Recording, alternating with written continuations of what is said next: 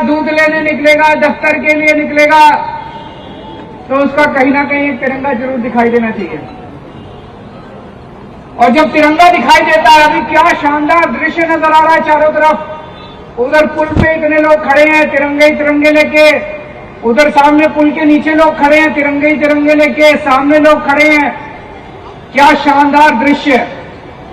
हमारा मकसद था कि लोग जब अपने घर से बाहर निकले, दिन में कम से कम 3 या 4 बार उनको तिरंगे के दर्शन हो जाएं।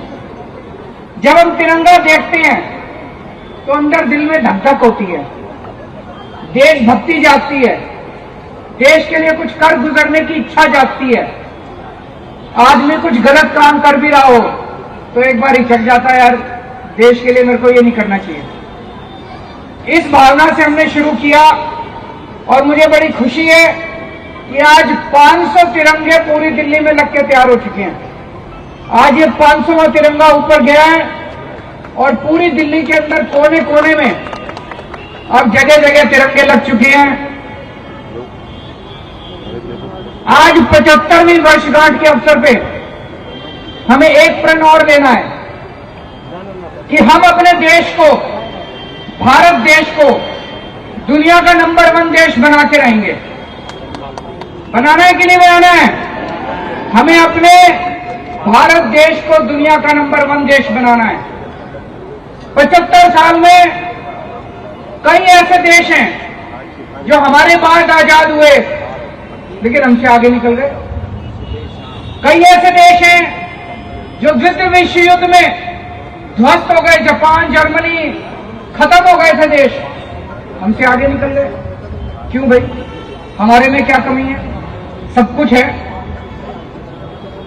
दुनिया के सबसे इंटेलिजेंट लोग भारत में रहते हैं, सबसे इंटेलिजेंट। सर्वे करा के देख लो, मैं बड़ी जिम्मेदारी के साथ कह रहा हूं, दुनिया के सबसे इंटेलिजेंट लोग भारत में रहते हैं, सबसे मेहनती लोग भारत में रहते हैं। फिर हम पीछे क्यों रह गए? इसीलिए इस 75वीं वर्षगांठ के अवसर पे हम सब लोगों को प्रण लेना है, जो भी करना पड़े हम अपने देश को आगे बढ़ाएंगे। कैसे बढ़ेगा देश आगे? हमारे देश के अंदर जितने बच्चे हैं, इतने सारे बच्चे हैं, उनको अच्छी शिक्षा नहीं मिलती। क्यों? गरीबों के बच्चे हैं। पूरे देश के अंदर कई ऐसे सरकारी स्कूल हैं जिनका बेड़ा गर्क है। कई ऐसे सरकारी स्कूल हैं जो बिल्कुल खंडर बने पड़े हैं। दिल्ली में भी पहले यही हाल था। दिल्ली में हमने सरकारी स्कूल अच्छे कर दिए, शानदार कर दिए। तो दिल्ली में हो सकता है तो पूरे देश में भी हो सकता है।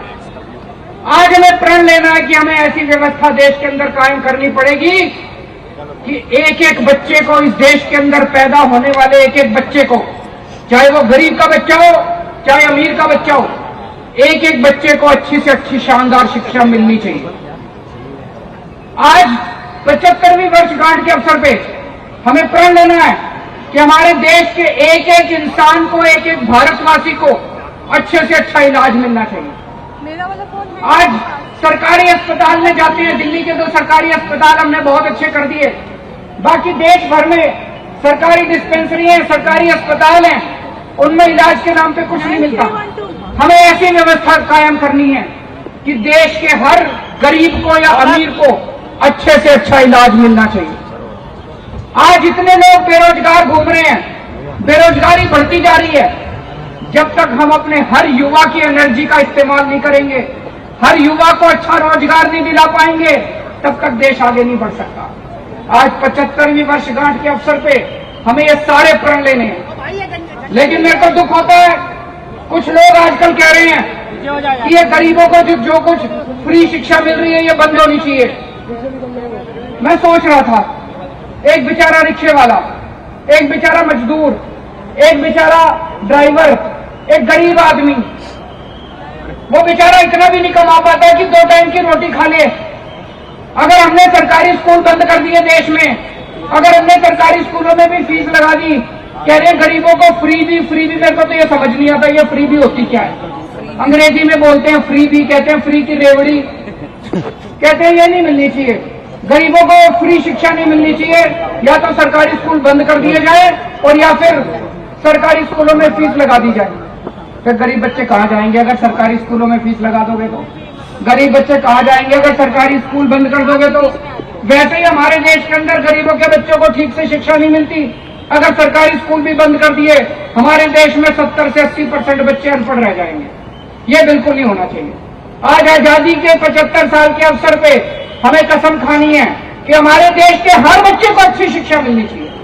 हर बच्चे को अच्छी शिक्षा, चाहे गरीब का हो चाहे अमीर का हो।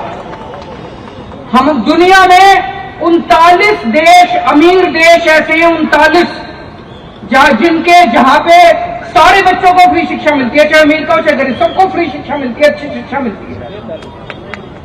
वो अमीर देश कैसे बने? वो इसीलिए बने क्योंकि उन्होंने अपने बच्चों को अच्छी शिक्षा दी।